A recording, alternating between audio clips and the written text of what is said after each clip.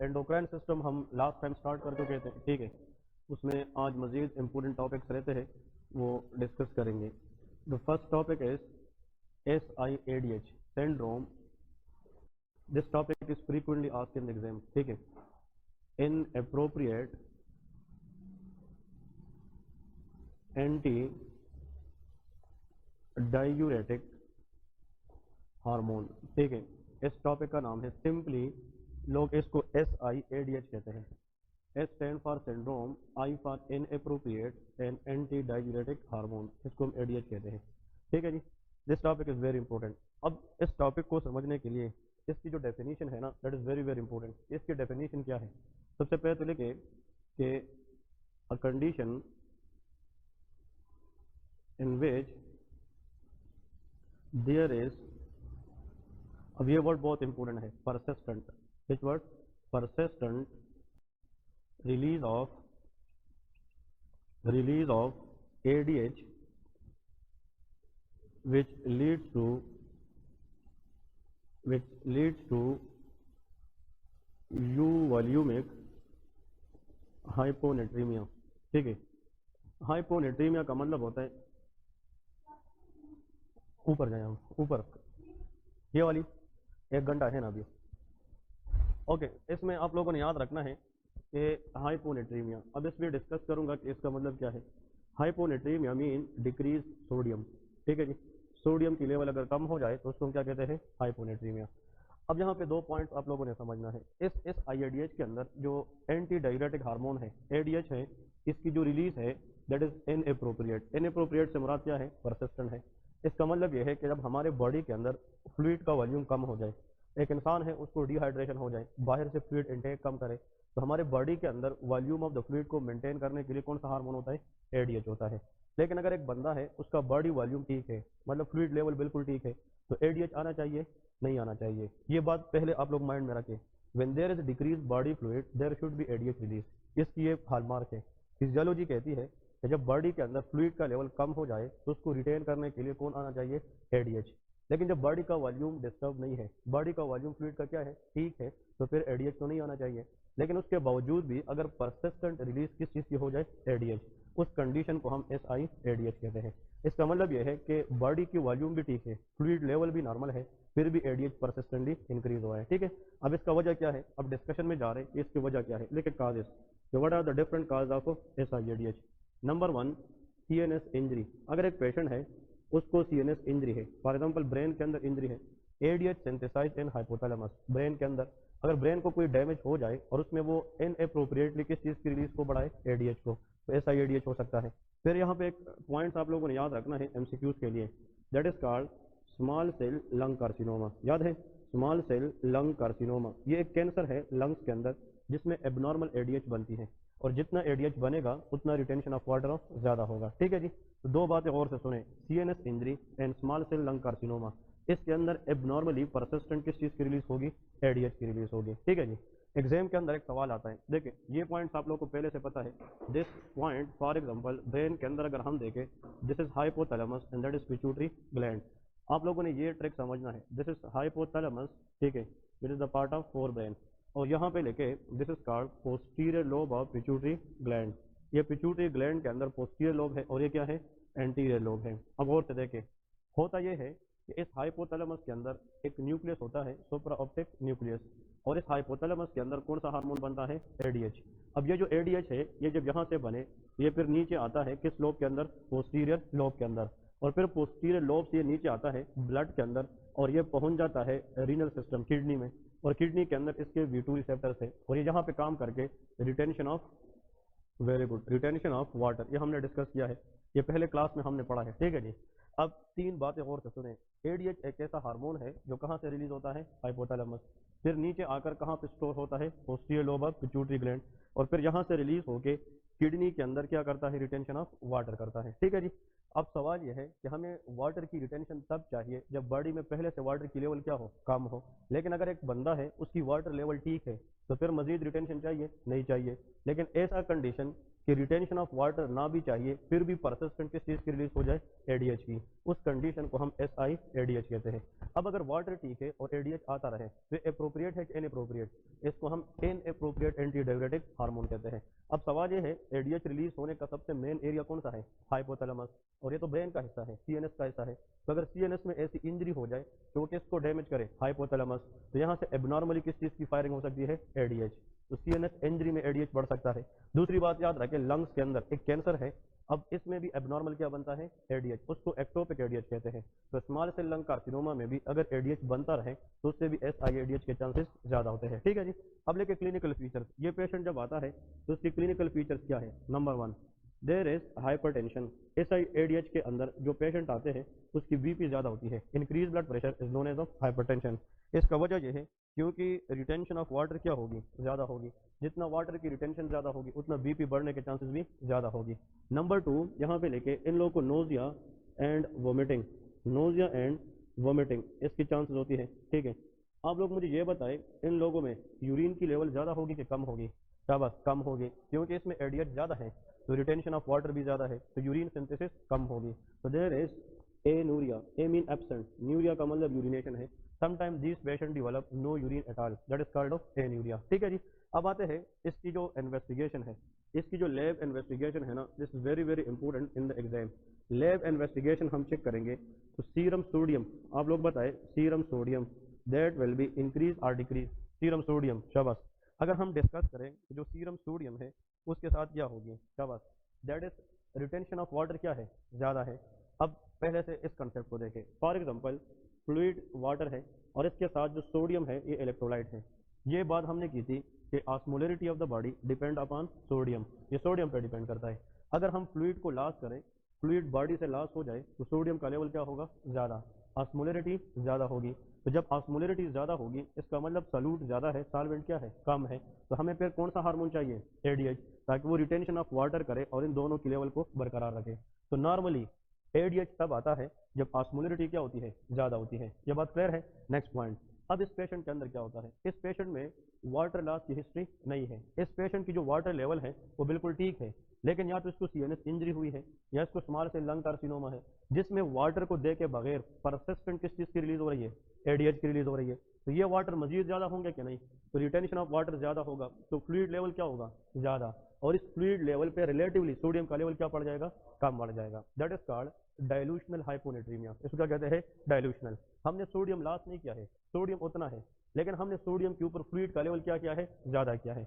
पहले 5 सोडियम के लिए 5 वाटर मॉलिक्यूल थे, लेकिन आपने 5 मजीद रिटेन किए हैं, तो अब 5 तो उतने अपने नॉर्मल है, लेकिन 5 की लेवल पे आपने 10 बढ़ाए हैं, तो आपने डाइल्यूट कर दिया सोडियम को, तो रिलेटिवली फ्लूइड के लेवल पे सोडियम का लेवल क्या पड़ गया, कम पड़ गया। एग्जाम में आता है, this is called dilutional hyponatremia, very very important one. ठीक है, डाइल्यूशनल हाइपोनेट्रीमिया, सोडियम का लेवल उतना ही होगा लेकिन रिटेंशन ऑफ वाटर इतना ज्यादा होगा कि उससे सोडियम का लेवल कम पड़ जाएगा, और इस कंडीशन को हम डाइल्यूशनल हाइपोनेट्रीमिया कहते हैं। ठीक है जी।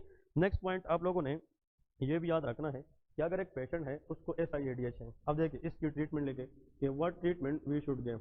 आप लोग जब एनएलई स्टेप 1 में बैठेंगे ना, ये इस क्लास में नोट कर ले कि आप लोगों को एमसीक्यूज में एसआईएडीएच की ट्रीटमेंट आती है, और फर्स्ट आप क्या करेंगे ये चीज जहन में याद रखना है। मैं डायरेक्ट लिखता नहीं हूँ, पहले आप लोगों को समझाता हूँ कि आप लोगों ने इसको कैसे याद करना है। देखिए, any patient who is presented with CNS injury, और सीएनएस इंजरी के बाद वो ये कहे कि उसकी यूरिनेशन कम पड़ गई है, मतलब या तो यूरिन कम आ रही है या यूरिन है ही नहीं, मतलब क्योंकि रिटेंशन ऑफ वाटर ज्यादा है यूरिन लेवल क्या होगी, कम होगी। तो any CNS injury which leads to anuria, number 1 point, और इसके अंदर कौन सा हाइपोनेट्रीमिया हो, डाइल्यूशनल। तो आप समझ जाइए कि उस बंदे में एसआईएडीएच है। यह एक पेशेंट है उसको लंग कैंसर है, और लंग कैंसर के बाद उसको एनूरिया है और डाइल्यूशनल हाइपोनेट्रीमिया है, तो उसमें भी क्या है, एसआईएडीएच है।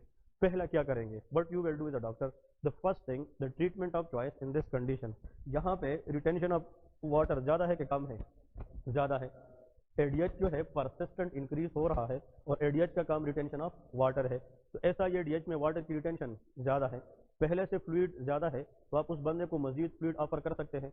The first thing you have to do in SIADH is fluid restriction. क्या करेंगे, फ्लूइड रिस्ट्रिक्शन। पेशेंट को बाहर से फ्लूइड बिल्कुल नहीं देंगे, क्योंकि पहले से रिटेंशन ऑफ वाटर बहुत ज्यादा है, तो आप बाहर से मजीद फ्लूइड नहीं दे सकते। तो ये क्वेश्चन इवन एफसीपीएस में NLE में हर जगह पे आता है, the first choice of treatment for SIADH that is fluid restriction. हम क्या करेंगे? फ्लूइड रिस्ट्रिक्शन करेंगे। पेशेंट को बाहर से बिल्कुल भी फ्लूइड नहीं देंगे, it's very very important one. फिर दूसरी बात, इन पेशेंट को हम क्या देंगे? शाबाश, there is a drug we should give. हम एक और ड्रग दे सकते हैं जिस पे हम ADH को काम करने ना दें।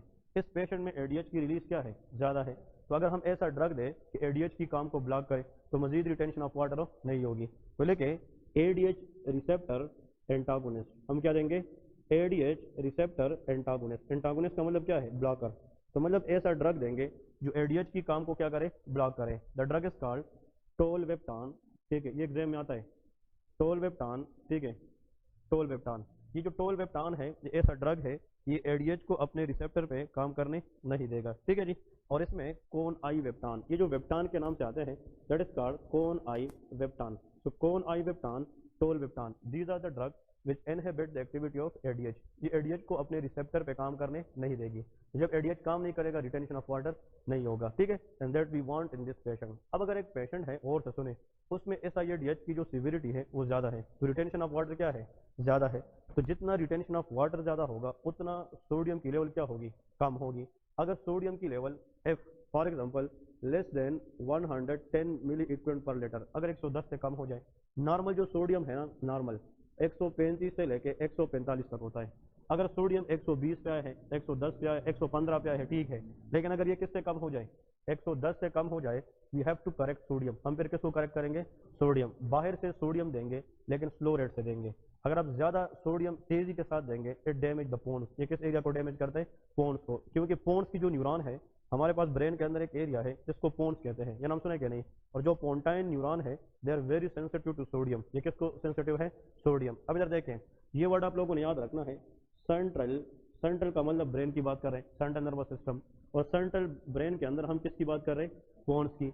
पोन्स की जो न्यूरॉन है इसके ऊपर एक शीट होता है, माइलिन शीट। अब उस माइलिन शीट की अगर लाइसिस हो जाए, myelinolysis, the breakdown of myelin sheet is called of myelinolysis. इस कंडीशन को हम मेडिकल में CPM कहते हैं, सेंट्रल पोन्टाइन माइलिनोलाइसिस। ये तब होता है अगर आप सोडियम को रैपिडली करेक्ट करें। तो एग्जाम के अंदर ये सवाल आता है, नीचे लिखे, sodium should be corrected slowly. हम सोडियम बाहर से देंगे बट स्लो रेट से देंगे टू प्रिवेंट व्हाट?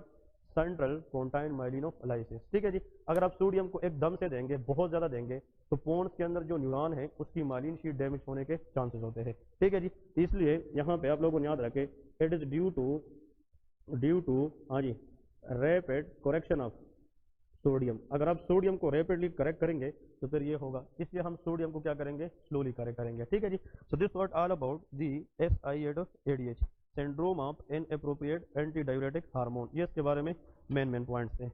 अब आते हैं एक और कंडीशन की तरफ, that is called multiple endocrine neoplasia. Heading दे दें कि what is meaning of multiple endocrine neoplasia. भाई यहाँ पे SIADH में जो क्वेश्चन मैंने एग्जाम में देखे हैं वो 3 तरह के आते हैं, या तो लंग्स में कैंसर है या CNS इंजरी है, और इसके बाद पेशेंट को एनूरिया है और there is dilutional hyponatremia. Think about SIADH। The corner stone treatment of SIADH fluid restriction. और अगर सोडियम की लेवल 110 से कम है तो हम बाहर से सोडियम देंगे, किस रेट से? स्लो रेट से। रैपिड करेक्शन नहीं करेंगे टू प्रिवेंट सेंट्रल पोन्टाइन माइलिनोलाइसिस। दूसरी बात, एक दफा एग्जाम में क्वेश्चन आता है NLE के अंदर, 1-2 एग्जाम पहले, एक पेशेंट है उसको एक ड्रग दिया जाता है, उस ड्रग का नाम टोलवेप्टान है। कौन सा है? Tolvaptan. So this drug inhibit the action of which of the following hormone. उसका आंसर क्या था? ADH। क्योंकि ये दोनों ड्रग जो है ये ADH रिसेप्टर एंटागोनिस्ट होते हैं। एंटागोनिस्ट का मतलब ब्लॉकर है, क्योंकि ये ड्रग अगर आप किसी को देंगे ये ADH को काम करने नहीं देंगे। ठीक है जी। ये ADH रिसेप्टर एंटागोनिस्ट होते हैं। हमने ग्रोथ हार्मोन एंटागोनिस्ट भी पढ़ा है, उसका नाम पेगविसोमांट है, ये भी हमने 2 दिन पहले पढ़ा है। तो पेगविसोमांट ग्रोथ रिसेप्टर हार्मोन इनहिबिटर है, और ये दोनों जो होते हैं ADH रिसेप्टर एंटागोनिस्ट होते हैं। नेक्स्ट कंडीशन की तरफ जाते हैं, मल्टीपल एंडोक्राइन न्यूप्लेजिया।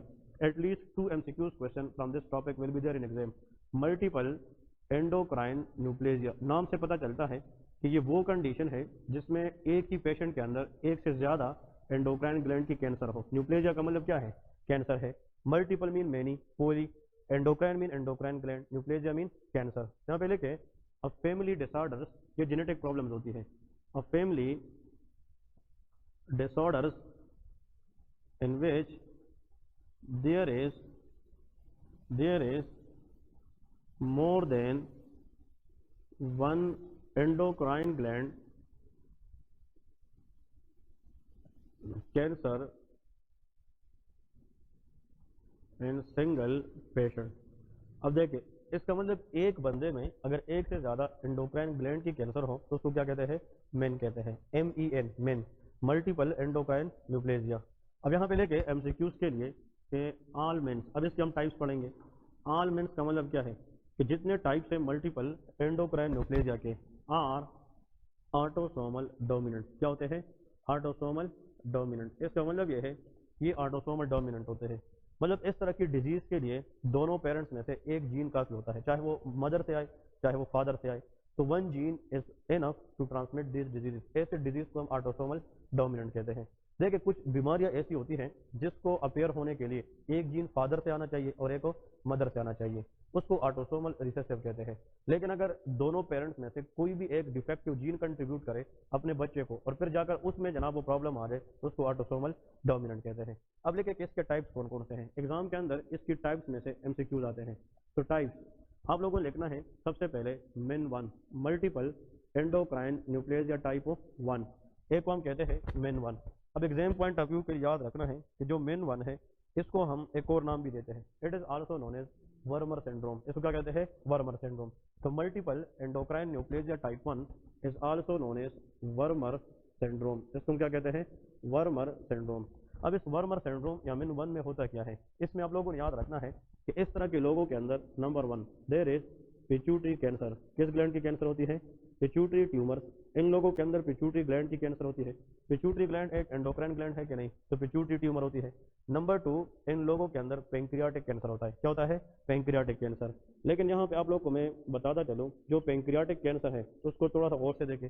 पेंक्रियास के अंदर कौन कौन से सेल होते हैं? शाबाश, alpha cell, beta cell, delta cell and G cell. ठीक है, जी सेल से क्या आता है? गैस्ट्रीन। तो इन लोगों के अंदर गैस्ट्रिनोमा के चांसेस ज्यादा होते हैं। ठीक है, पेंक्रियास के अंदर बीटा सेल से क्या रिलीज होता है? इंसुलिन। इन लोगों में इंसुलिनोमा के चांसेस होते हैं। अल्फा सेल से ग्लूकागॉन आता है, इन लोगों में ग्लूकागोनोमा के चांस होते हैं। तो एग्जाम के अंदर अगर आ जाए कि glucagon cancer, insulin cancer, gastrin cancer, ये सारे के सारे किसके अंदर आते हैं? पेंक्रियाटिक ट्यूमर के अंदर। ठीक है जी, इसका मतलब ये है, मैं सिर्फ यहाँ पे लिखता जाऊँ एग्जाम के लिए कि गैस्ट्रीन का जो कैंसर है पेंक्रियास का, उसका नाम गैस्ट्रिनोमा है। फिर अगर ऐसा कैंसर है पेंक्रियास के अंदर जिसमें इंसुलिन का लेवल ज्यादा हो जाए तो उसको इंसुलिनोमा कहते हैं। और अगर ऐसा कैंसर हो जाए जिसमें ग्लूकागॉन का कैंसर हो तो उसको ग्लूकागोनोमा कहते हैं। इन तीनों में से कोई भी आ जाए तो उसको पेंक्रियाटिक ट्यूमर कहते हैं। ठीक है, क्योंकि ये तीनों के तीनों कहाँ से निकलते हैं? पेंक्रियास से निकलते हैं। फिर नेक्स्ट पॉइंट की तरफ जाते हैं।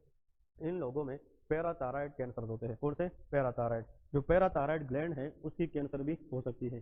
तो प्लीज ये तीन चीजें आप लोगों ने और से सुनने हैं, पैराथायराइड ग्लैंड, पैराथायराइड कैंसर या पैराथायराइड ट्यूमर। ठीक है जी, तो अब देखिए pituitary gland, pancreas and parathyroid, ये सारे एंडोक्राइन ग्लैंड्स है कि नहीं? अब अगर एक ही बंदे में, एक ही पेशेंट में इन तीन ग्लैंड्स का कैंसर इकट्ठा आ जाए तो ये एक ग्लैंड है कि मल्टीपल है? मल्टीपल है। और सारे कौन से ग्लैंड है? एंडोक्राइन है। और सबकी कैंसर है, न्यूप्लेजिया है, तो इसको मल्टीपल एंडोक्राइन न्यूप्लेजिया टाइप 1 कहते हैं। तो एग्जाम के अंदर इस तरह आता है, all of the following are the components of MEN one except of. तो ये तीन भी देते हैं और चौथा फियोक्रोमोसाइटोमा देते हैं, लेकिन इसमें फियोक्रोमोसाइटोमा नहीं होता। तो आप लोगों ने इस क्लास में याद रखें कि जब हम मेन वन की बात करते हैं इसका दूसरा नाम क्या है? वर्मर सिंड्रोम। तो ऐसे लोगों में पिट्यूटरी ग्लैंड कैंसर होता है, ऐसे लोगों में पैराथायराइड कैंसर होता है और पेंक्रियाटिक कैंसर होता है। ठीक है जी, पिट्यूटरी ग्लैंड के अंदर से एक हार्मोन रिलीज होता है जो फीमेल के अंदर ब्रेस्ट में मिल्क प्रोडक्शन में हेल्प करती है, उस हार्मोन का नाम प्रोलैक्टिन है। तो याद रखें एग्जाम में मेन वन के अंदर जो पिट्यूटरी ट्यूमर है 90% लोगों में प्रोलैक्टिन ट्यूमर होता है। कौन सा? प्रोलैक्टिन। तो यहाँ पे आप लोग पिट्यूटरी ट्यूमर के सामने लेके प्रोलैक्टिनोमा, इन लोगों में क्या होता है? Prolactinoma. A tumor which is characterized by increased level of prolactin hormone that is known as prolactinoma। ठीक है जी, ये एमसीक्यूज एग्जाम में आ सकता है। अब ये जो हमने डिस्कस की है these are known as MEN 1। अब आते हैं मेन 2 की तरफ। मेन 2 जो है उसमें अभी डिस्कस करेंगे कि कौन कौन सी चीजें हैं, तो इसको और से देखें। मेन 2 यहाँ पे लेके फॉर एग्जाम्पल इसकी जो सेकंड टाइप है ना, इसको कहते हैं मल्टीपल एंडोक्राइन न्यूप्लेजिया टाइप 2। इसको हम टाइप 1 कहते हैं। और अभी हम क्या डिस्कस करेंगे? टाइप 2। जो टाइप 2 है ना, इसको मजीद डिवाइड करते हैं दो पार्ट में, main 2A and main 2B। अब देखें इसमें हम डिस्कस करेंगे एक साइड पे लेके multiple endocrine neoplasia type 2A और एक को हम कहते हैं multiple endocrine neoplasia type 2B। Very very important one. ठीक है, वन के टाइप्स नहीं होते हैं, वन सिंपल है, लेकिन जो मेन टू है इसको मजीद कितने में डिवाइड करते हैं, दो में, एक 2A है और एक 2B होता है। अब जो 2A है ना, एग्जाम में याद रखे, इसका एक और नाम है, इसको हम सिंपल सिंड्रोम कहते हैं। क्या कहते हैं, simple syndrome. So MEN 2A is known as simple syndrome, और मेन 1 को हमने क्या नाम दिया था, वर्मर सिंड्रोम। जो मेन 2B है इसका कोई दूसरा नाम नहीं है, ठीक है जी। तो मेन 2A सिर्फ वो याद रखना है। अब आते हैं दो कंडीशन की तरफ, और से सुने। जो मेन 2A वाले पेशेंट होते हैं उसमें भी पैराथायराइड कैंसर होता है। कौन सा, पैराथायराइड। इन लोगों के अंदर पैराथायराइड कैंसर होता है, क्या बात, पैराथायराइड ट्यूमर। फिर है जी, अब आप लोग मुझे ये बताएं, हाँ फयाज बताएगा, विच gland present above the kidney, kidney के ऊपर कौन सा ग्लैंड है, एड्रीनल ग्लैंड। एड्रीनल ग्लैंड के कितने पार्ट्स होते हैं, दो, कौन कौन से, adrenal cortex and adrenal medulla. जो एड्रीनल मेडुला है वो अंदर वाली साइड पे है और कार्टेक्स तो बाहर वाली साइड है। एड्रीनल मेडुला से कौन से हार्मोन आते हैं, शाबाश, कैटाकोलामिन, एपेनेफ्रीन, नॉरएपिनेफ्रीन एंड डोपामिन। ऐसे पेशेंट जिसको कैंसर हो एड्रीनल मेडुला के अंदर और उसमें कैटाकोलामिन का लेवल ज्यादा हो जाए, उस कैंसर को फियोक्रोमोसाइटोमा कहते हैं। तो मेन 2A के अंदर पैराथायराइड के साथ फियोक्रोमोसाइटोमा भी होता है, ठीक है जी। यहाँ पे लिखे फियोक्रोमोसाइटोमा। तो प्लीज न्यू स्टूडेंट्स इतना याद रखें, what is pheochromocytoma, it is a tumour characterized by increase level of what, catecholamine. उसमें एपेनेफ्रीन, नॉरएपिनेफ्रीन एंड डोपामिन का लेवल क्या होता है, ज्यादा होता है। चलिए जी, जो लोग पढ़ चुके हैं वो आंसर अगर कर सकते हैं, हमने थायराइड कैंसर पढ़े थे, थायराइड ग्लैंड के कुछ कैंसर के नाम हमने पढ़े थे, एनीवन कैन लेस, शाबाश, एक एक बताए। और से सुने सारे, जो थायराइड ग्लैंड है उसमें 4 किस्म के कैंसर हो सकते हैं। एक का नाम फोलिकुलर कार्सिनोमा, एक papillary carcinoma, medullary carcinoma and anaplastic carcinoma. ये 4 किस्म के होते हैं। जो मिन 2A वाले पेशेंट हैं उसमें एक कैंसर कहाँ का होता है, पैराथायराइड, और एक फियोक्रोमोसाइटोमा। इन लोगों में एक कैंसर थायराइड के अंदर होता है, लेकिन थायराइड में कितने कैंसर है, 4। उन 4 में से the most common cancer which is find out in this patient, medullary carcinoma. कौन सा होता है, मेडुलरी कार्सिनोमा। तो यहाँ पे एग्जाम में आप लोगों ने MCQ में याद रखना है, this is called medullary carcinoma. अब आप लोगों को एग्जाम के अंदर एक क्वेश्चन आता है, वो मैं भी हिंट में लिखूंगा। तो medullary carcinoma is present in the main 2A। तो आप लोग यहाँ पे लेके मेडुलरी कार्सिनोमा ऑफ थायराइड, किस ग्लैंड की, थायराइड ग्लैंड की। ये जो मेडुलरी कार्सिनोमा है इसके अंदर कैल्सिटोनिन का लेवल ज्यादा होता है। किस चीज का, कैल्सिटोनिन। और कैल्सिटोनिन एक ऐसा हार्मोन है, जब उसका लेवल बढ़ जाए तो वो कैल्शियम को कम करता है। तो these patient develop hypocalcaemia symptom, इसमें क्या होते हैं, हाइपोकैल्सीमिया। अब आते हैं मेन 2B की तरफ, शाबाश। जो मेन 2B है इसके अंदर जनाब हमारे पास कौन कौन से कैंसर होते हैं, इन लोगों के अंदर फियोक्रोमोसाइटोमा, क्या होता है, pheochromocytoma, very very important one, ठीक है। नंबर 2, इन लोगों के अंदर एक और कैंसर होता है, GIT, gastrointestinal tract mucosal cancer. मतलब GIT की जो म्यूकोजा है स्टमक की, इंटेस्टाइन की, उसकी जो म्यूकोजा से आने वाले कैंसर होते हैं, मतलब गैस्ट्रोइंटेस्टाइनल ट्रैक्ट की जो कैंसर है वो मेन 2B के अंदर होते हैं, ठीक है जी। नंबर 2 इसके अंदर लेके another is there is medullary carcinoma. इन लोगों में क्या होता है, शाबाश, medullary carcinoma. Appear answer is thyroid gland. तो medullary carcinoma of thyroid gland. और यहाँ पे अब MCQs बताऊंगा, ये MCQs आप लोगों को प्लेब में, USMLE में, इस तरह के एग्जाम के अंदर भी हेल्प दे सकते हैं। These patient always have marfanoid habit. इन लोगों में क्या होते हैं, मार्फनाइड हैबिट। इसका मतलब ये है कि इन लोगों की जो हाइट है वो नॉर्मल से क्या होती है, लॉन्ग होती है। These patient look like Marfan syndrome patient. और मार्फन सिंड्रोम के अंदर जो हाइट है वो लॉन्ग होती है, ठीक है जी। तो आप एग्जाम के अंदर अगर आ जाए कि ऐसा मेन मल्टीपल एंडोक्राइन न्यूक्लेजिया का नाम बताए जिसमें पेशेंट टाल होता है, मार्फनाइड हैबिट में आता है, वो मेन 2B होता है। क्या होता है, मेन 2B। ये बात बहुत इंपॉर्टेंट है, ठीक है जी। अब एग्जाम के अंदर जो MCQs आते हैं ना, इसको गौर से देखें। यहाँ पे आप लोगों ने नीचे लिखना है नोट में, नोट में देखें हमने सबसे पहला टाइप कौन सा वाला पढ़ लिया है, शाबाश, मेन 1। पहला क्या था, मेन 1। फिर दूसरा कौन सा पढ़ा है, मेन 2A, हाँ जी। और आखिर में क्या पढ़ा है, मेन 2B। अब ये जो हमारे पास 3 टाइप्स है, इसको आप लोगों ने कैसे याद करना है, main 1, main 2A and main 2B। अब मेन 1 के अंदर कितने कैंसर है, 3, पिट्यूटरी, पैंक्रियाटिक एंड पैराथायराइड। तो आप अगर देखें तो हर एक वर्ड में P आता है कि नहीं, तो याद रखें main 1 is a 3P cancer. ये क्या होता है, 3P कैंसर होता है। फिर मेन 2A की तरफ आ जाए, इसमें कितने P है, हाँ जी, 2P कैंसर होता है, समझ रहे हैं कि नहीं। इसमें एक पैराथायराइड है और एक फियोक्रोमोसाइटोमा है। मेडुलरी तो है लेकिन इसमें P नहीं आता, मैं P की बात कर रहा हूँ। तो मेन 2A में कितने पीस है, 2, ये 2 पीस कैंसर है। और इसमें कितने P है, 1, ये 1P कैंसर है। तो देखे 1 2 3, ये 3 2 1, जितना आप नीचे आएंगे तो नंबर ऑफ P कम होता जाएगा। तो 3P cancer is main 1 2p के answer is 2a and 1p के आंसर इज 2b। क्लियर है, ये एग्जाम क्वेश्चन है। अब आते हैं क्लिनिकल केसेस की तरफ कि आप लोग जब एनालिसिस स्टेप 1 में बैठते हैं तो आप लोग को यहाँ से एमसीक्यूज किस तरह आते हैं। अभी मैंने आप लोग को एक एग्जाम क्वेश्चन बताया है कि चाहे मेन 1 है, चाहे मेन 2a है और चाहे मेन 2b है, जो भी टाइप्स है ऑल आर ऑटोसोमल डोमिनेंट, ये सारे क्या होते हैं ऑटोसोमल। अभी हमने डिस्कस किया था कि ऑल मल्टीपल एंडोक्राइन न्यूक्लिया, चाहे 1 हो 2 हो, चाहे ए है चाहे बी है, जो भी नाम पे मेन है वो सारे क्या है ऑटोसोमल डोमिनेंट होते हैं। अब यहाँ पे लेके क्लिनिकल सिनेरियो, एग्जाम के अंदर जो क्वेश्चन आता है क्लिनिकल केस का, ये आप लोगों ने याद रखना है। 29-year-old male came to the oncology ward for review, who is previously diagnosed for min 1। ठीक है, which of the following screening test should be done annually, annually मतलब per year, even in the absence of symptoms। अब ये question जो है ये कम student head करते हैं, इस तरह रटे तो सारे लगाते हैं कि इसमें ये है इसमें ये है, लेकिन आप लोगों ने इस तरह के क्वेश्चन सीखने हैं। ठीक है जी, जो कल को एग्जाम में आ जाए और आप लोग इसका आंसर कर सकें। नेक्स्ट देखिए एक और case,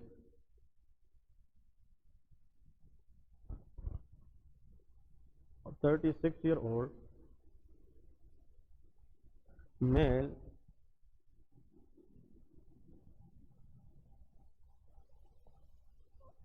with known case of men 2a and he already did parathyroidectomy, but his genetic testing is positive for, ये याद रखना है, what is this, red gene, इसको क्या कहते हैं red gene. What is the next management, एक question ये लेके शाबाश। ठीक है जी, इसकी हम नेक्स्ट मैनेजमेंट क्या करेंगे, 2 क्वेश्चन हो गए। नेक्स्ट लेके लास्ट क्वेश्चन इसमें लेके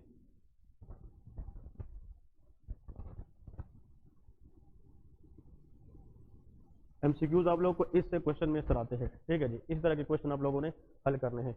इसमें लेके middle age male presented with sweating, episodic hypertension, tachycardia, headache, tachycardia, headache, carpopedal spasm, and on examination he looks tall, most likely diagnosis। पहले क्वेश्चन को शाबाश, पहले टारगेट करते हैं, पहले क्वेश्चन में कौन सा कंसेप्ट हमने डिस्कस करना है, फिर सेकंड पे आएंगे और आखिर में थर्ड पे आएंगे, क्योंकि ये दोनों condition exam point of view के लिए बहुत ज़्यादा इंपॉर्टेंट है।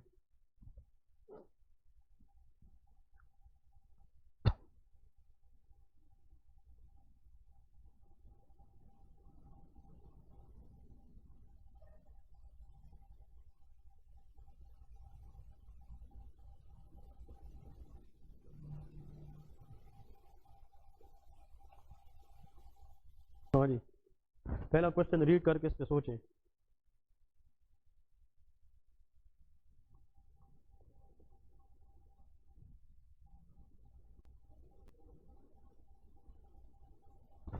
हाँ जी, इसके साथ देखें पहले क्वेश्चन को, 29-year-old male came to the oncology ward for review who is previously diagnosed for MEN1।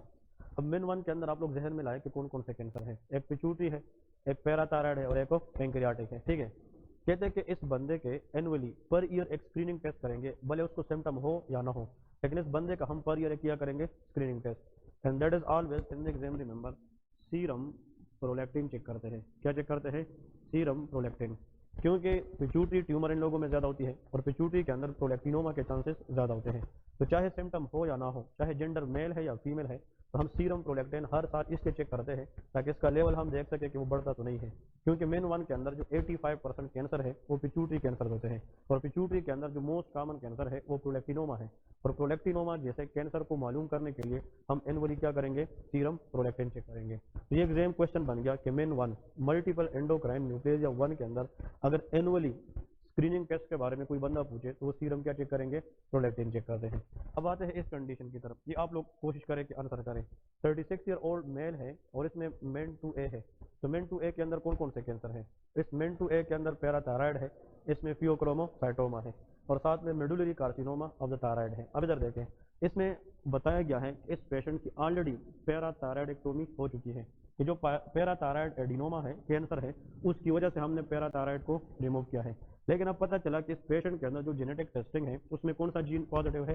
Red gene. और जब एग्जाम के अंदर आ जाए RET gene mutation, think about medullary carcinoma, कि जो थायराइड कैंसर है इसमें जो जेनेटिक म्यूटेशन होता है मेडुलरी कार्सिनोमा के सामने लेके रेड जीन म्यूटेशन, जो रेड जीन म्यूटेशन है ये किस कैंसर में होता है? मेडुलरी कार्सिनोमा में। तो आप लोग क्या करेंगे? एक कैंसर अगर जेनेटिक म्यूटेशन की वजह से हो तो हम रिवर्स कर सकते हैं? नो। तो हमारा नेक्स्ट बेस्ट स्टेप ये होना चाहिए कि हम उस ग्लैंड को रिमूव करें जिसके अंदर कैंसर होता है। तो लेके टोटल थायराइडेक्टोमी हम क्या करेंगे?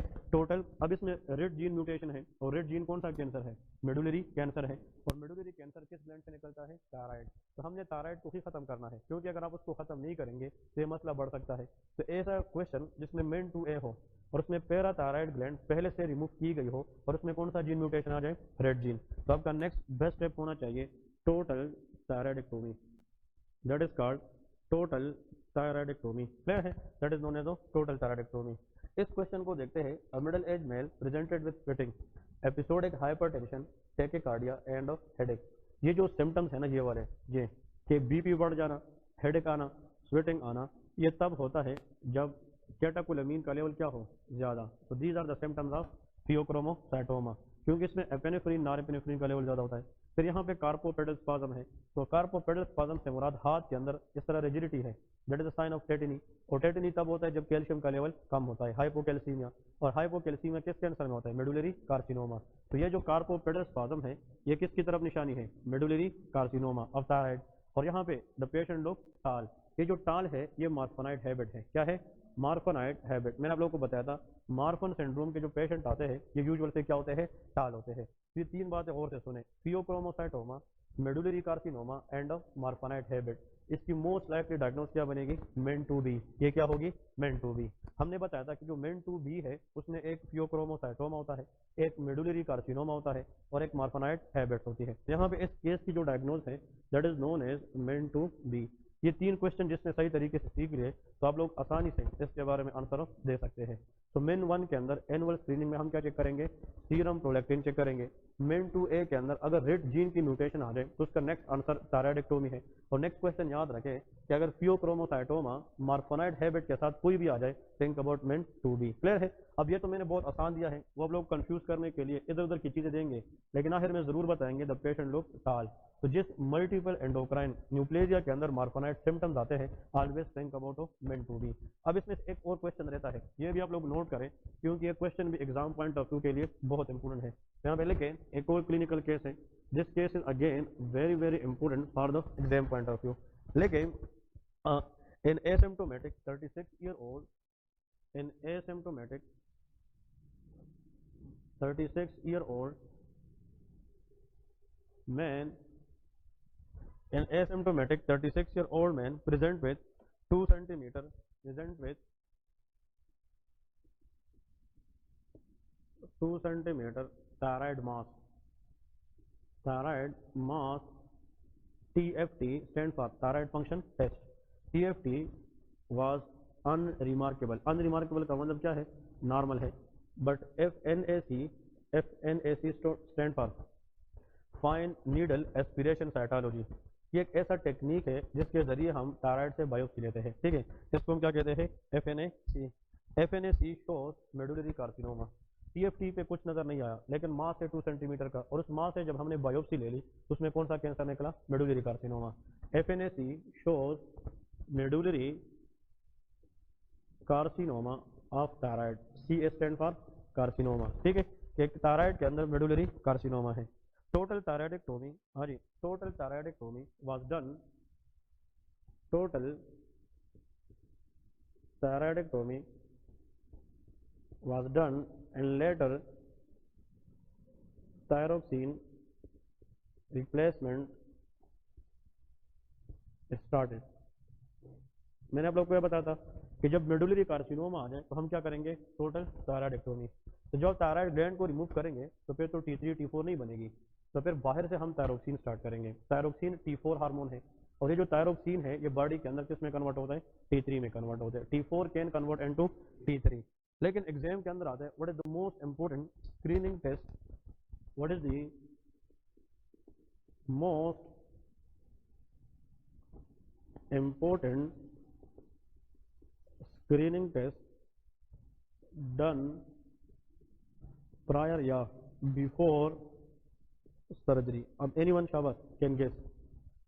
इस का जवाब अगर आप लोग ना दें नो प्रॉब्लम, पहले मुझे समझाएं कि इसके अंदर एग्जामिनर पूछ क्या रहा है। आप इसकी जनाब मुझे सिर्फ इतना बता दें कि what the examiner is expecting from us, वो क्या बता रहे हैं और आप लोग इस चीज़ को किस तरह समझते हैं। आप लोग के ख्याल में इसमें क्या चल रहा है इस कंडीशन के अंदर। हाँ जी शाबाश। एक पेशेंट है, उसको थायराइड मास है 2 सेंटीमीटर का, लेकिन TFT पे तो कुछ नजर नहीं आया, लेकिन बायोप्सी ने बताया कि मेडुलरी कार्सिनोमा है। मेडुलरी कार्सिनोमा के अंदर हमने उसी थायराइड को निकालना है और बाद में हम थायरोक्सिन देंगे, लेकिन सर्जरी करने से पहले हम क्या करेंगे, एक स्क्रीनिंग टेस्ट करेंगे। उस टेस्ट का नाम बताएं, ये बहुत इंपॉर्टेंट है।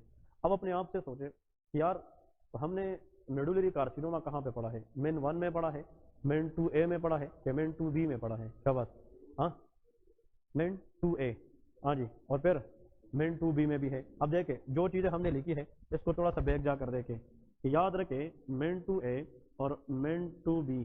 आप लोग पेज को देखें, मेन 2A और मेन 2B इन दोनों में मेडुलरी है कि नहीं, दोनों में मेडुलरी कार्सिनोमा है। MCQs ये है वेरी वेरी इंपॉर्टेंट कि जो मेन 2A है उसमें एक और कैंसर भी है, उसका नाम क्या है, फियोक्रोमोसाइटोमा, और इसमें एक और कैंसर है उसका नाम भी फियोक्रोमोसाइटोमा है कि नहीं। फियोक्रोमोसाइटोमा एक में है कि दोनों में, हाँ जी दोनों में है। मेन 2A में भी है और मेन 2B में है, लेकिन सिर्फ फर्क इतना है ना, इसके साथ मेन 2A में पैराथायराइड है और इसके साथ मार्फानाइड हैबिट होता है, ऐसा है कि नहीं। एग्जाम के अंदर आता है इस फियोक्रोमोसाइटोमा के अंदर हमेशा किस चीज़ की लेवल बढ़ती है, कैटाकोलामीन, और कैटाकोलामीन के अंदर एपेनेफ्रीन है, नॉरएपिनेफ्रीन है। याद रखें जो एपेनेफ्रीन है या नॉरएपिनेफ्रीन है प्लस डोपामीन, लेकिन ये दोनों इंपॉर्टेंट है। ये दोनों जब बॉडी में बढ़ते हैं दे इंक्रीज ब्लड प्रेशर, ये BP बढ़ाते हैं, क्योंकि epinephrine norepinephrine activate beta 1 receptor in the heart, और जब आप बीटा 1 को एक्टिवेट करेंगे तो हार्ट रेट क्या होता है, ज़्यादा होता है। ये बात थोड़ी सी डेप्थ वाली है, गहराई वाली है, लेकिन इसको समझने की कोशिश करेंगे। It's a brilliant question, they ask multiple time, but if you answer like this that will be a brilliant concept. कि जो मेडुलरी कार्सिनोमा का जिक्र आ जाए क्वेश्चन के अंदर, तो आप लोगों ने जहन में 2 चीज़ें लानी है, या तो मेन 2A है या मेन 2B है। इधर तो मार्फानाइड हैबिट का कोई जिक्र है, नो, तो हम मेन 2B पे हाथ नहीं रख सकते। इधर पे पैराथायराइड का कोई जिक्र है, नो, तो हम मेन 2A की तरफ भी नहीं जा सकते, लेकिन होने पे दोनों हो सकते हैं। वो कहते हैं कि जब आप थायराइड को रिमूव करेंगे तो आपने पहले से मस्त एक स्क्रीनिंग टेस्ट करनी है सर्जरी से पहले। अब वो क्या है, अब स्क्रीनिंग टेस्ट में हम याद रखें ये कौन सा है, एपेनेफ्रीन एंड नॉरएपिनेफ्रीन। ये जब बॉडी में रिलीज होते हैं और अपना काम करते हैं तो फिर ये मेटाबोलाइज होंगे कि नहीं, क्योंकि बॉडी एक चीज़ बनाती है तो काम करने के बाद उसको ख़त्म भी होना चाहिए। अगर ये पूरी ज़िंदगी बस काम करता रहा तो फिर प्रॉब्लम हो जाएगी। तो जब एपेनेफ्रीन और नॉरएपिनेफ्रीन, और से सुने, ये जब बॉडी में मेटाबोलाइज होती है तो उससे ये स्ट्रक्चर बनता है, what is this, metanephrine. Metanephrine is the product which arise from the degradation of epinephrine, और इससे क्या निकलेगी, नॉरमेटानेफ्रीन। क्या निकलेगी, नॉरमेटानेफ्रीन। मैं फिर से बता रहा हूँ, ये मार्कर है, ये एपेनेफ्रीन है, इसने काम कर दिया फिर बॉडी उसको तोड़ेगी ताकि उसकी इफेक्ट को क्या करे, कम करे। ऐसा ना हो कि बस ये काम करता रहे तो फिर तो हर टाइम पे बीपी क्या होगी, ज़्यादा होगी। तो एपिनेफ्रीन को तोड़ने से क्या चीज़ निकलता है, मेटानिफ्रीन, और नॉर एपिनेफ्रीन को तोड़ने से नॉर मेटानिफ्रीन निकलता है। These are the metabolic products of epinephrine and of normetanephrine. ये जो मेटानिफ्रीन है और नॉर मेटानिफ्रीन ये बॉडी में क्या हो जाते हैं, आपस में फ्यूज हो जाते हैं, मिल जाते हैं और ये एक स्ट्रक्चर बनाते हैं। उस स्ट्रक्चर का नाम है वीनाइल मेंडेलिक एसिड। ये नाम सुना है, जिसको हम सिंपल कहते हैं वीएमए। क्या कहते हैं, वीएमए। और ये जो वीनाइल मेंडेलिक एसिड है ये फिर यूरिन में हम एक्सक्रीट करते हैं। कहाँ पे, यूरिन में एक्सक्रीट करते हैं। तो दिस इज कॉल्ड, यूरिन में एक्सक्रीट हो जाती है। अब गौर से सुनेंगे कंसेप्ट, क्योंकि इतना इजी नहीं है।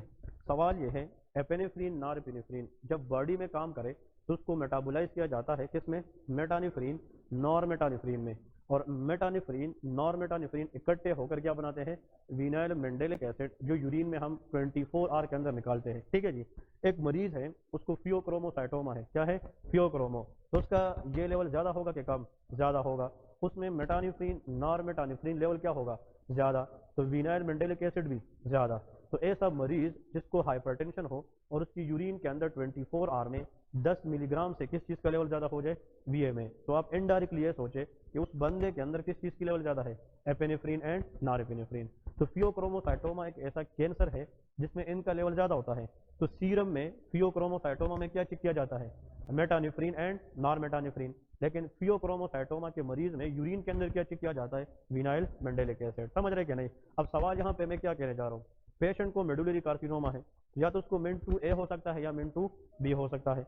आप सर्जरी तब करेंगे जब आप स्क्रीनिंग टेस्ट करेंगे। स्क्रीनिंग टेस्ट में हम याद रखें वीएमए चेक करते हैं। क्या चेक करते हैं, वीएमए, टू रूल्ड आउट कि पेशेंट में फियोक्रोमोसाइटोमा है कि नहीं, चाहे वो मिन टू ए का है या मिन टू बी का है। अब आपके पास मेडुलरी कैंसर का एक मरीज आता है, हाँ जी, मेडुलरी कैंसर। तो आपके जहन में, शाबाश, बीइंग अ डॉक्टर, इसको कौन सा मेन है, एनीवन, मेडुलरी कार्सिनोमा कौन सा मेन है। मैं ये कहता हूँ it may be MEN two A और it may be MEN two B. ये क्लियर है क्या नहीं। अब मेरी बात गौर से सुने, आप उसको सर्जरी स्टार्ट करें और हु नोस उसको मेन टू ए या मेन टू बी के अंदर कौन सा कैंसर भी हो, फियोक्रोमोसाइटोमा, तो उसने पहले से क्या रिलीज किया है, एपेनेफ्रीन nor epinephrine.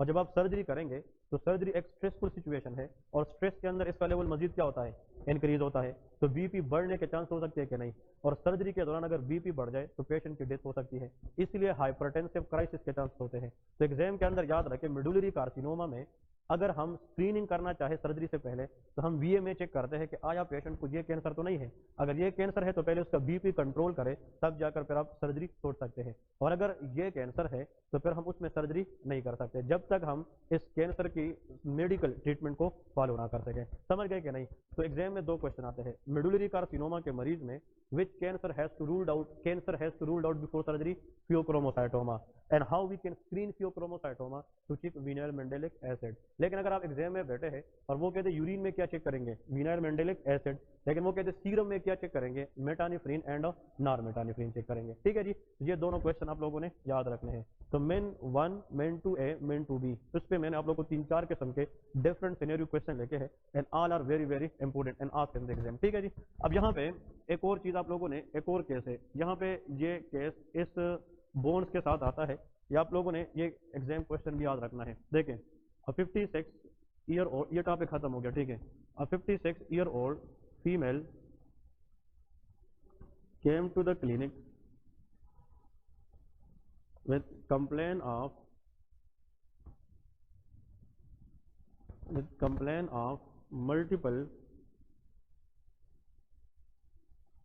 multiple bony pain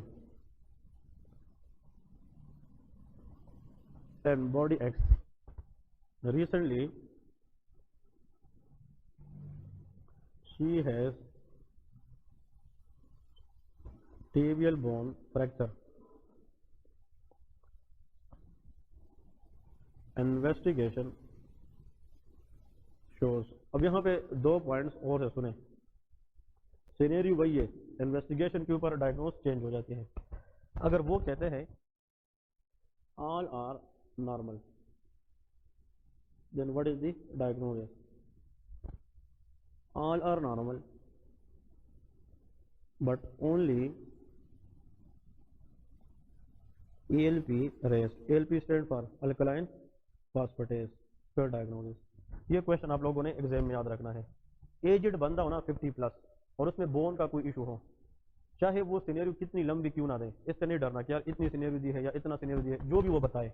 और आखिर में कहे कि जितनी इन्वेस्टिगेशन हमने की है, चाहे सीरम फास्फेट है, सीरम कैल्शियम है, सीरम अल्कलाइन फास्फेटेज है, every investigation is normal, then the case is osteoporosis. वो क्या है? ओस्टियोपोरोसिस।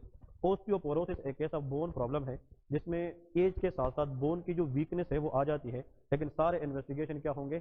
नॉर्मल होंगे। तो इस केस के अंदर आप लोगों को लिखना है this is the case of osteoporosis, very very important one. और ओस्टियोपोरोसिस के अंदर बोन इतना वीक हो जाता है जिसके अंदर स्मॉल स्मॉल होल्स क्रिएट हो जाते हैं और उसके अंदर पैथोलॉजिकल फ्रैक्चर के चांसेस बढ़ जाते हैं। ठीक है जी। अब आते हैं नेक्स्ट कंडीशन पे। ऐसा कंडीशन जिसमें सारे के सारे इन्वेस्टिगेशन क्या है? नॉर्मल है, लेकिन एक्सेप्ट एक चीज इंक्रीज है, उसका नाम क्या है? Alkaline phosphatase. ये क्वेश्चन बार बार एग्जाम में आता है। ऐसा bony problem that there is everything in normal but only ALP is raise, think about Paget's disease. वो क्या होता है? Paget's disease. यहाँ पे लिखे, ये नाम सुने क्या? नहीं।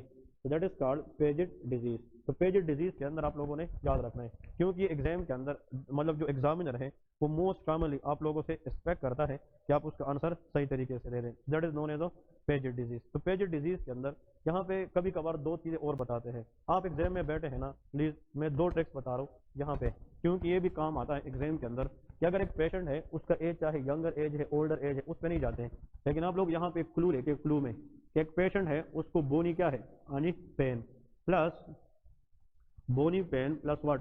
Hearing loss. बस दो बातें, bony pain plus hearing loss. ये वो दो बातें हैं जो आप लोगों की बहुत सारी चीज़ों को आसान करा देती हैं। ऐसा बंदा जिसको हड्डियों में दर्द है, बास औकात कभी हाथ में होता है, कभी लिम्ब में होता है, multiple bony pain plus hearing loss, क्योंकि हमारी मिडिल ईयर के अंदर भी तो 3 बोन्स है, मतलब ओसिकल जिसको कहते हैं, स्टेपिस, इनकसेड, मेलियस, तो वो भी खराब हो जाते हैं और उसकी वजह से जो साउंड की कंडक्शन है वो सही तरीके से नहीं होती। तो ऐसा डैमेज, ऐसा डिजीज जिसमें बोनी पेन के साथ किसकी हिस्ट्री आ जाए? Hearing loss. Always remember Paget's disease. ये भी क्या होता है?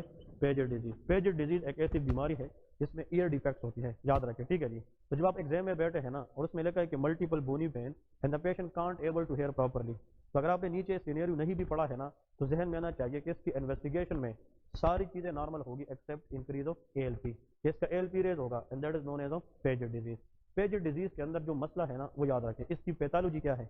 पेजिड डिजीज बीमारी के अंदर ओस्टियोब्लास्ट और जो ओस्टियोक्लास्ट है उसकी जो फंक्शन है वो खराब हो जाती है, क्योंकि जो ओस्टियोब्लास्ट है उसका काम बोन बनाना है और ओस्टियोक्लास्ट का काम बोन को डिजॉल्व करना है, खत्म करना है। मतलब बोन के पास दो किस्म के सेल्स हैं, एक बोन बनाते हैं और एक बोन को काटे हैं। कौन से बोन बनाते हैं? ओस्टियोब्लास्ट। और कौन बोन को खत्म करते हैं? ओस्टियोक्लास्ट। तो a condition characterized by decrease osteoblast activity और इंक्रीज ऑफ ओस्टियोक्लास्ट एक्टिविटी, तो बोन स्ट्रांग होगा कि वीक? वीक होगा। तो ओस्टियोब्लास्ट का कम होना और ओस्टियोसाइट का ज्यादा होना, ओस्टियोक्लास्ट का ज्यादा होना, उस डिजीज को हम पेजिड डिजीज कहते हैं। तो पेजिड डिजीज की जो पैथोलॉजी है ना, इसमें डिक्रीज ऑस्टियोब्लास्ट, जो ऑस्टियोब्लास्ट एक्टिविटी है वो क्या हो जाती है? कम हो जाती है। And there is increase osteo, हाँ जी, क्लास। ऑस्टियोक्लास्ट एक्टिविटी ज्यादा होती है और ऑस्टियोब्लास्ट एक्टिविटी कम हो जाती है। इस वजह से बोनी पेन होता है और बोनी पेन के साथ जब भी एग्जाम में मैं बार बार कह रहा हूँ आता है hearing loss, think about Paget's disease. वो पेजिड डिजीज होता है। अब यहाँ पे 2 पॉइंट्स आप लोगों ने याद रखना है। एक एंजाइम है वो मैं बाद में बताता हूँ, क्योंकि आप लोगों ने डिफरेंशिएट जरूर करना है, लेकिन इससे पहले अगर एग्जाम के अंदर आता है what is the first line investigation, what is the first line drug of choice for which disease? पेजिड disease. DOC मतलब drug of choice, that is called bisphosphonate. हम क्या देंगे? Bisphosphonate. So bisphosphonate is the drug which decrease activity of osteoclast and increase activity of osteoblast. ठीक है, तो ये bisphosphonate is the drug of choice. यहाँ पे मैं आप लोग के लिए लिखता हूँ व्हाट इज दिस, ये बुक में नहीं है लेकिन आप लोग याद रखें what is this, alendronate. Alendronate is the bisphosphonate agent. ये बिसफॉस्फोनेट ड्रग का एक ग्रुप है, उसके अंदर मुख्तलिफ ड्रग आते हैं, उनमें से एक का नाम क्या है? एलेंड्रोनेट। लेकिन एग्जाम के अंदर एक क्वेश्चन में ऐड करता हूँ, ये रिसेंटली मैं MRCP जब पढ़ रहा था उसमें क्वेश्चन था, एलेंड्रोनेट आप जिस पेशेंट को देंगे तो उसका सीरियस साइड इफेक्ट क्या है या common? It can cause gastro-oesophageal reflux disease, ये गर्ड कराता है। तो एलेंड्रोनेट एक ऐसा बिसफॉस्फोनेट है कि आप पेशेंट को बताएंगे, अगर इसके साथ आपको मतलब ये है कि हार्ट बर्न के सिम्टम्स आते हैं तो आप उसको मजीद ना लें। बिसफॉस्फोनेट चाहे एलेंड्रोनेट है, जोल्ड्रोनेट है, जितने भी है, ऑल बिसफॉस्फोनेट कैन काज रिफ्लक्स एसोफेजाइटिस। ये क्या कराते हैं? रिफ्लक्स एसोफेजाइटिस। क्योंकि जब आप गैस्ट्रिक एसिडिटी स्टमक से वापस एसोफेगस की तरफ आती है तो HCl एसोफेगस पे लग के उसकी इन्फ्लेमेशन कराती है, उस कंडीशन को हम रिफ्लक्स एसोफेजाइटिस कहते हैं। ठीक है जी। अब यहाँ पे दो चीज़ें मजीद आप लोगों ने याद रखनी है। ये एंजाइम अगर आप लोगों ने सुना हो, what is this, that is called GGT। GGT enzyme मतलब ये हम चेक करते हैं, GGT stand for gamma glutamyl ट्रांसपेप्टाइडेज। इसका पूरा नाम क्या है? Gamma glutamyl what ट्रांसपेप्टाइडेज। अब दो बातें और से सुने। होता यह है कि अगर आप एक पेशेंट को देखते हैं फॉर एग्जांपल, और उसमें यहाँ पे दो पॉइंट्स याद रखें। एक पेशेंट आता है और उसमें जनाब ये आप लोगों ने नोट में लिखना है, अ पेशेंट हैविंग रेस्ट, हाँ जी, एक पेशेंट के अंदर किस चीज़ की लेवल ज़्यादा है? ALP। ठीक है जी।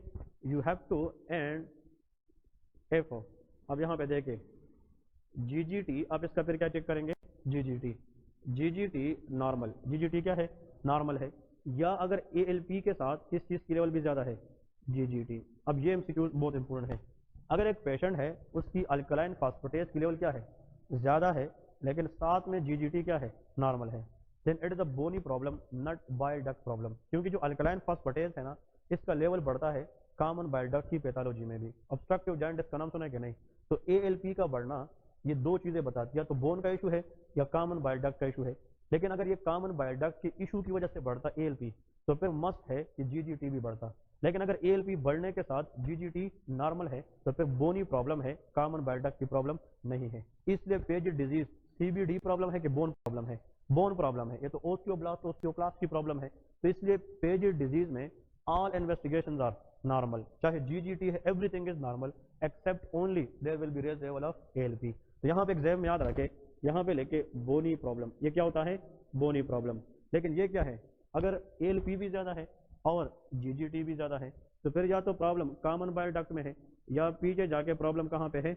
लीवर में होता है। तो लीवर और कॉमन बाइल डक्ट के अंदर भी ALP बढ़ने के चांसेस ज्यादा होते हैं। ये पब्लिक में लोग पूछते हैं कि डॉक्टर साहब ALP बढ़ना ये तो दो चीजों की वजह से होता है, हाउ टू डिफरेंशिएट कि ALP बोन की वजह से बढ़ा है या कॉमन बाइल डक्ट की वजह से? तो हम GGT चेक करते हैं। जो ALP बढ़े GGT के साथ तो वो कॉमन बाइल डक्ट या लीवर की वजह से होता है, और जब सिर्फ ALP बढ़े लेकिन GGT क्या रहे? नॉर्मल, तो फिर वो बोनी प्रॉब्लम की वजह से होता है और उसका आंसर पेजेड डिजीज होता है। ठीक है जी। यहाँ पे ओस्टियोपोरोसिस के अंदर अगर एग्जाम में आ जाए, इसमें इन्वेस्टिगेशन कौन सा करेंगे? इसको हम डेक्सा स्कैन कहते हैं। क्या करते हैं? DEXA scan. तो डेक्सा स्कैन एक इन्वेस्टिगेशन है, ये हमें बोन की मिनरल और बोन डेंसिटी बताती है, बोन मास डेंसिटी बताती है डेक्सा स्कैन। और आप लोग शायद ये या पढ़ चुके हो या नहीं, लेकिन ये कंप्यूटर रीड करता है, इसको T स्कोर कहते हैं। क्या कहते हैं? T score. शायद आप लोग इसको नहीं पढ़ चुके हो, लेकिन T स्कोर के बारे में एग्जाम के अंदर क्वेश्चन आ सकता है। देखें, हम जब ओस्टियोपोरोसिस, कि आप लोगों ने आज के लेक्चर में स्पेशल सीखना है, ठीक है, T स्कोर की जो इंटरप्रिटेशन है, T स्कोर इंटरप्रिटेशन। अब देखिए T स्कोर की जो इंटरप्रिटेशन है ना, ये एक स्कैन होता है और ये कंप्यूटर खुद ही रीड करती है। अगर एग्जाम में आ जाए कि किसी का T स्कोर 0 से लेके -1 तक है, कितने तक है? -1, या किसी का -1 से लेके -2.5 तक है, या किसी का लेस देन क्या है? -2.5, ये सारा माइनस में होता है। T स्कोर किस में होता है? माइनस। अब प्लस माइनस जो होता है ना, ये कंप्यूटर का काम है। इन लोगों ने ये सेट किया, ऐसा होता है कि जब डेक्सा स्कैन किया जाता है तो ये T स्कोर रीड करता है। अगर कंप्यूटर बताए कि आपकी जो फीमर बोन है ना, इसका T स्कोर 0 से लेके किसके दरमियान है? -1, this is called normal bone mass density. मतलब ये है कि आपकी बोन पे जो मिनरल है वो बिल्कुल नॉर्मल है। लेकिन अगर किसी का T स्कोर -1 और किसके दरमियान आ जाए? 2.5 के दरमियान आ जाए, think about decrease BMD। BMD stand for bone mass density, bone mass density. इसका मतलब बोन वीक है कि स्ट्रांग है? वीक है। और अगर किसी का T स्कोर किससे कम आ जाए? 2.5। मेरे ख्याल में इस क्लास में सिर्फ इतना भी याद रखें, which scoring system is use to check the quality of osteoporosis? Answer is T score. T score कितने से कम हो जाए तो हम फिर कहेंगे कि पेशेंट को ऑस्टियोपोरोसिस है? -2.5। तो जब -2.5 से भी कम आ जाए तो फिर बोन मास डेंसिटी इतनी कम है कि जिसकी वजह से बोन के अंदर पोर्स हो चुके हैं, और उस पोर्स की वजह से पैथोलॉजिकल फ्रैक्चर के चांसेस ज्यादा होते हैं। ठीक है जी। तो ये पॉइंट बहुत इंपॉर्टेंट है। एक और कंडीशन एग्जाम में आता है, अगर एक पेशेंट है उसकी बोन वीकनेस है, लेकिन उसमें विटामिन डी की क्या है, डेफिशिएंसी है, वो ओस्टियोमलेशिया होता है। क्या होता है, ओस्टियोमलेशिया। बच्चों में विटामिन डी की डेफिशिएंसी रैकेट्स होती है, बड़ों में ओस्टियोमलेशिया होता है। तो ओस्टियोमलेशिया के अंदर विटामिन डी कम है तो कैल्शियम भी क्या होगी, कम होगी। तो decrease vitamin D, decrease calcium, that is osteomalacia. Everything is decreased, bone become weak or T score less than -2.5, osteoporosis. And only if ALP is raised, but everything is normal, think about Paget disease. Bone pain के साथ अगर hearing loss आ जाए, think about Paget disease. Drug of choice is bisphosphonate, ठीक है जी। लेकिन बिस्फॉस्फोनेट लेने के साथ पेशेंट को बताया जाता है कि आप जो है थोड़ा सा देखिए, अगर आपको रिफ्लक्स एसोफेजाइटिस होता है तो आपको दोबारा आना चाहिए। फिर एग्जाम के अंदर एक और क्वेश्चन आता है, वो भी मैं बताता हूँ, last one, last but not the least. Osteoporosis के अंदर एग्जाम में आता है कि एक थेराप्यूटिक एंटीबॉडी हम देते हैं, मतलब इस मरीज को बाहर से एक ऐसी एंटीबॉडी देते हैं जिसकी वजह से बोन मास डेंसिटी को हम मेंटेन करें। उस एंटीबॉडी का नाम है डीनोसोमाब। उसका नाम क्या है, डीनोसोमाब। ये एग्जाम में आता है। तो डीनोसोमाब इज द थेराप्यूटिक एंटीबॉडी। जिस तरह हमने ओमालिजोमाब आस्मा में पढ़ा है, तो डीनोसोमाब जो है ये ऑस्टियोपोरोसिस में रहते हैं, ठीक है जी। तो डीनोसोमाब ऑस्टियोपोरोसिस में रहते हैं। और इसका एक और क्वेश्चन, जो लोग अच्छा पढ़ते हैं और एक मतलब ये है कि वो कहते हैं कि सर हमें थोड़ा सा इसमें बता दे ट्रिक कि जो डीनोसोमाब है ये क्या करता है, ये रैंक रिसेप्टर पे काम करता है। कहाँ पे, रैंक रिसेप्टर, ये बोन पे होता है। एग्जाम के अंदर आता है कि रैंक रिसेप्टर पे काम करने वाला एंटीबॉडी कौन सा है, डीनोसोमाब है। लेकिन ये पॉइंट्स इंपॉर्टेंट है, आप लोगों ने इसके बारे में ये चीज़ याद रखनी है, ठीक है जी। चलिए ब्रेक करें, फिर नेक्स्ट लेक्चर ले रहे हैं, 10 मिनट ब्रेक करें।